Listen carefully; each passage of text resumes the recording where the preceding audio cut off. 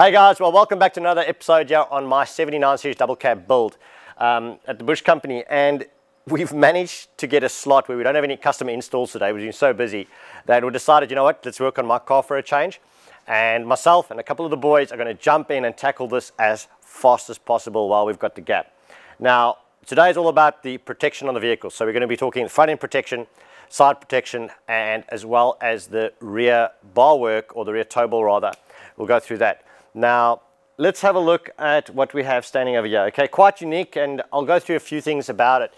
This, all right, when it comes to choosing a bar, there's quite a bit of things that I was really particular with and focused on. And I used to have it on my old Land Cruisers back in the day, is having a front hitch receiver. In other words, you can put a ball hitch in there just temporarily for pushing a boat on the beach or in the water, pushing a caravan around a campsite, or just parking it into a tight spot where you can actually visibly see, especially when putting a boat in the water, you can visibly see if any pedestrians are walking past or up to the vessel as you're about to put it in the water. Being a big boatie, that was a big thing for me.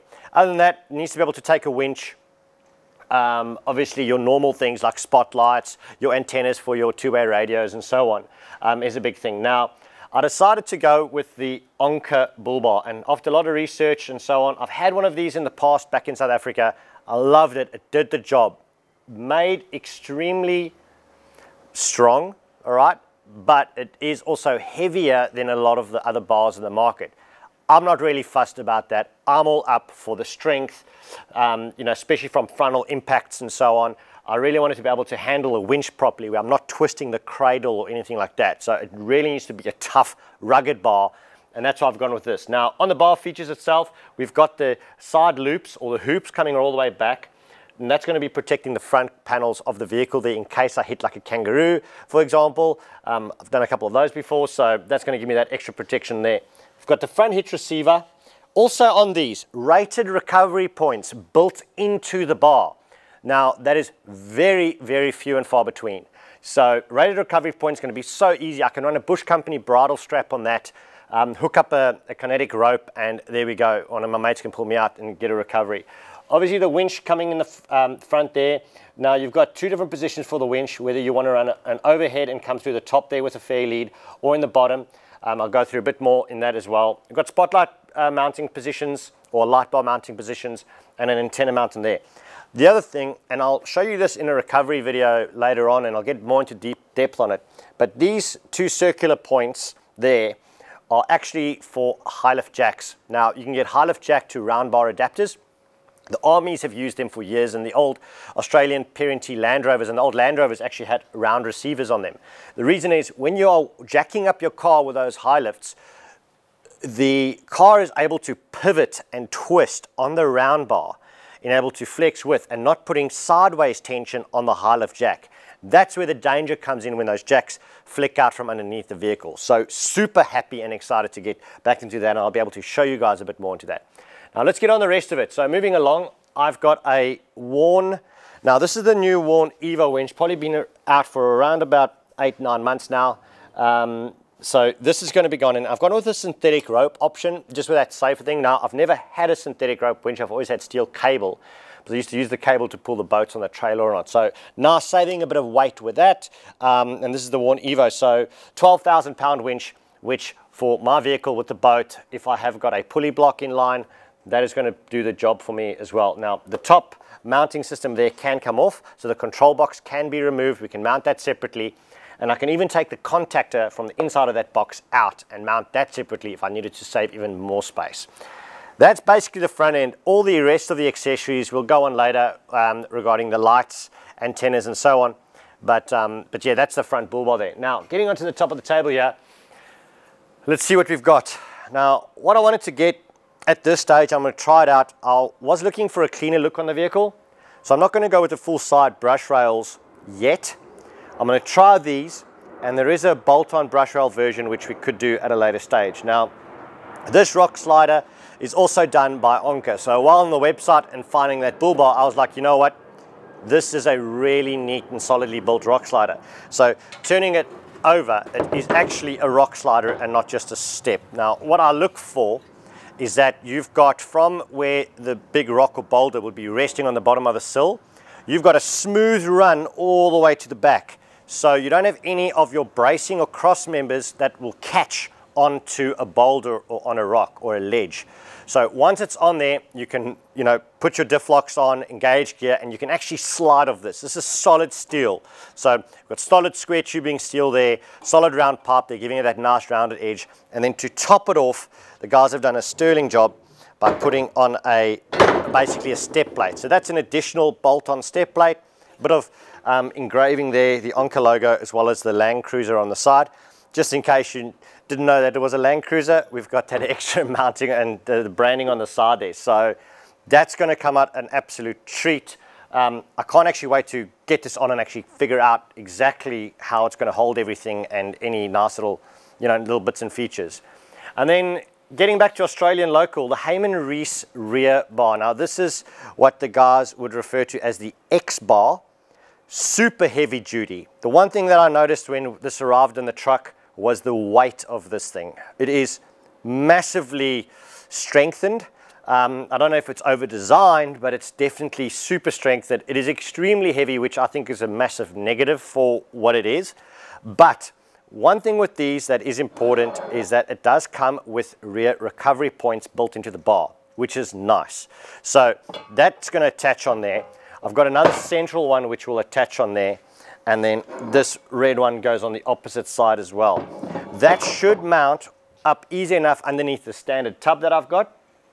And what it's doing, it's allowing me to carry my 350 kilogram load weight on the back with my 3.5 ton towing capacity, which is perfect, and then have the 3 recovery points on the back ready to go. So as far as quick recovery goes, this is definitely going to help. It's also not going to be stuck underneath the vehicle where like if I'm stuck down in the mud, you have to dig it out. Because it's sitting high and the recovery points are above the bar, it's a really nice feature is that when you are dug down and in the mud, you are literally still looking into and have access to your recovery points. So that is a big reason why I chose the Heyman Reese X bar. That's going to go on the back and we're going to go through it. Anyway, what we're going to do today is we're going to get the boys to come in, give me a big hand. I can't do this by myself. This is heavy work. So we've got Luke coming in. Luke's going to start with the front end over there, stripping down the whole bar and stuff. And Matt's giving us a hand today. He's going to start assembling the bull bar itself. So that's going to get the worn winch. It's going to get the lights on there. And as a team, hopefully we can smash this out today while we've got a chance, guys. Stay tuned for the rest of this build as we get through it. Quick update here. Now, we had the boys, they removed up the front bull bar there. We've just taken out the grill and managed to keep the lights intact and in place, which was quite nice. So we didn't have to do that. Often on bumper replacements, you actually have to take that whole panel off as well as the lights to get into the bolts. So we managed to remove that.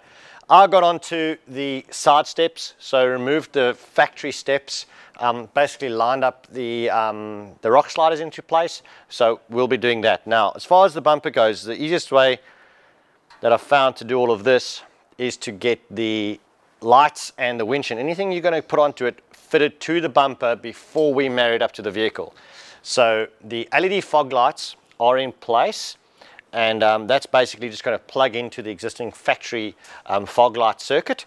So those are ready. And now the worn winch is in position. A few things to note though. We had to shift because the worn winch's feet are getting mounted on the front face of the bull bar, I had to rotate the clutch lever side of the winch. So basically you undo the Allen key bolts and you twist it. Now, if you guys didn't know that, you can actually twist these to adjust them on either side if need be. So we twisted that around so I could get my hand in and the clutch lever is on the top. Then, tricking us again, the clutch lever was actually binding up with one of the braces and the cross members on the inside of the bull bar. Now, the nice thing is with these new big worn clutch levers is they've actually got a little Allen key screw which goes right through the whole lever. We were able to remove that screw and flip the whole clutch lever completely around 180 degrees. So now I can easily disengage and relock in the clutch lever there. So just had to do a bit of reconfiguring there.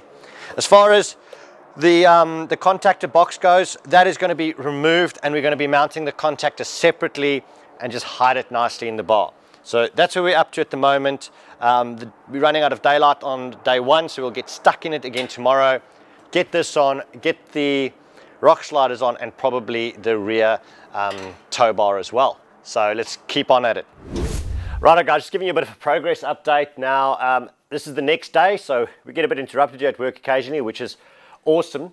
But give you a progress update. The bull bar is on and the worn winch is actually mounted behind the number plate flip. So what happened is I ended up getting one of these number plate flip kits from our local ARB store. So popped that in there, and really nice concealed on the winch side of things. So the control box is actually mounted behind the bull bar as well. So everything is nice and tucked away neatly. Now the plan would be to run a D-shackle on that side and pull the winch hook onto there. And yeah, basically connected up the fog lights. So it's got the LED little fog lights connected in place, which was really, really easy. Wiring just went in there. The rock sliders on the sides, rock sliders / side steps, they're in place, which is great.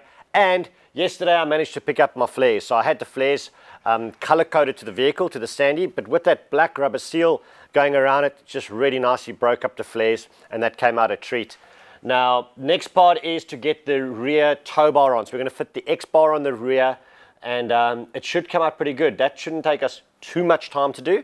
So let's crack on and carry on with that. Just an update now. We've turned the vehicle around, busy fitting the rear bar on, and it's actually proving to be a bit of a nightmare with the tub. I don't want to cut the tub.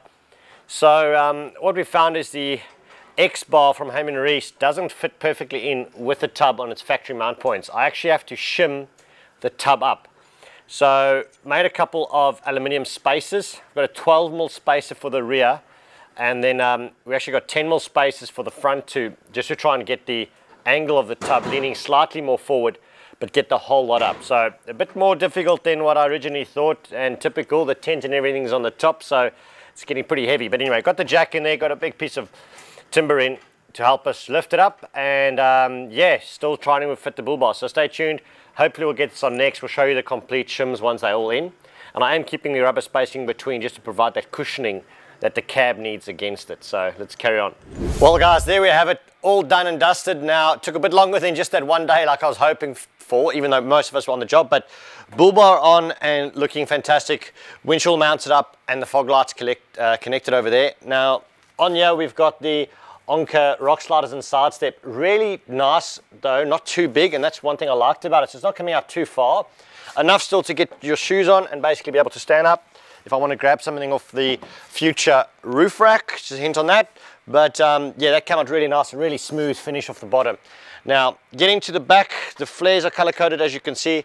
Got the Sandy on Sandy taupe on that, and we've put on the bottom of the rear mud flaps as well. Now, I just had to cut that to miss the Legend X 4-inch exhaust. So just cut that nicely, painted it up with a bit of Tectile paint, and that's all there. And then getting to the back, we have finished up the X bar. Now, as I was saying earlier, we had to space this up about 12mm at the back, giving me a bit of clearance underneath here. So I've got about 6mm of clearance to allow for any flexing. And then on the bar itself, it's all in place. Now, these are extremely heavy rated. We've got an 8-ton recovery point in the middle and 4-ton recovery points on there. So that's going to be great. Going to get the tow hitch in the back there. Still need to wire it in. So put the wiring in and just attach the number plate on with 2 nutserts. And yeah, that's it all complete, guys. Thank you so much for watching this episode. Yeah, just showing you a bunch of cool new products coming on the vehicle. Stay tuned. Next up, we're going to be starting with the inside of the touring build. So that's going to be all the cabinetry and all the products that we're putting on the inside of the tub. Stay tuned for that. Catch you later, and don't forget to go bush.